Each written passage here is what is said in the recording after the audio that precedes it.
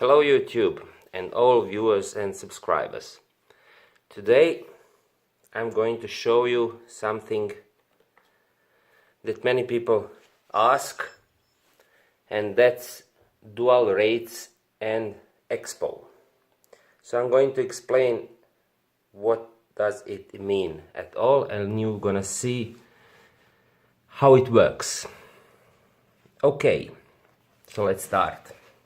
Setting dual rates and expo on Spektrum radio is really easy. All you have to do is press the roller, enter the function list and select DR and expo.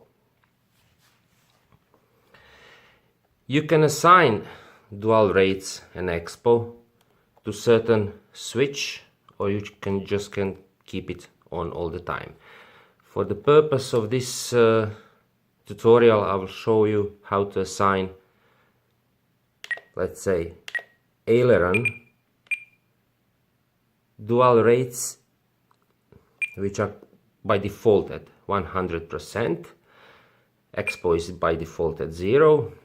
A switch is on, it means it's always turned on, but we will change it to certain switch. So first we need to select the switch. That's the easy way. You just press the roller when this frame is on the switch and select any switch you would like to use for changing that value. I can use, let's say, this one. Just pressing it and you will see that it is switch F. Press the roller again and that's it. So position 1, 2 and 3. Let's first do the dual rates. Let's leave it on position 1 at 100%, and on position 2 you will see this changes as well as you change the switch.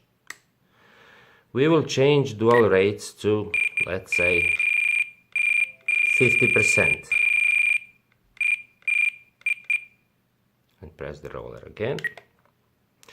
So we have, you can see here on the screen what it means. We have a dual rates at 100% and dual rates at 50%. What does it mean when you move your sticks? Well, you'll see on the picture, at 100% you have 100% of movement. So left, right, here's a simple ruler, so you can see that it moves up to 11 millimeters. But when I switch it to what I've changed to 50%, you can see that movement is almost half of the 100% that was set up. So control surfaces are not going to move that far away. That's here is 100%. It's not 11 millimeters, it's almost 13 millimeters, as I can see from here, and here is about 9 millimeters. So that's what dual rate means. The other thing which is cool is expo.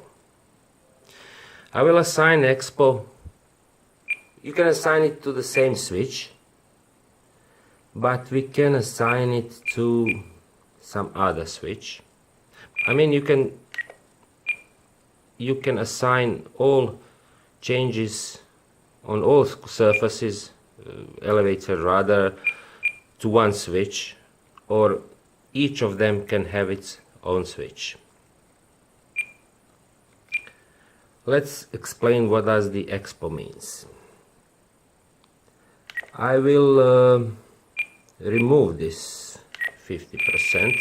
I will return it to 100 just to make it easier to understand. So all three positions have 100. Dual rates, and we will leave expo at 0. On the first position, I will say expo will be, let's say another 50% just for the purpose of this test. I usually fly with 35 to 40% of expo. And as you can see on the picture, movement is not linear anymore, like this when the expo is 0. And what does that mean on the control surfaces? Well, that's easy. I mean, control throws are, I've changed them to 100% and they go linearly to 100%. But when I change expo to 50%, you can see that movement around the center is much easier or smaller. You can still have your 100% on all control surfaces, but it's more precise here. Let's do something like this. I will move the stick around 1/3 to the right. This is when expo is at 0, and I will simultaneously change switch to 50% of expo. You can see now that control surfaces is a little bit lower than at 0% of expo. It is very good thing to have expo on your aileron and elevator surfaces, because you can easily control your plane with shorter movement of the sticks, but you still have a full elevations of control surfaces by the end of the stick movement.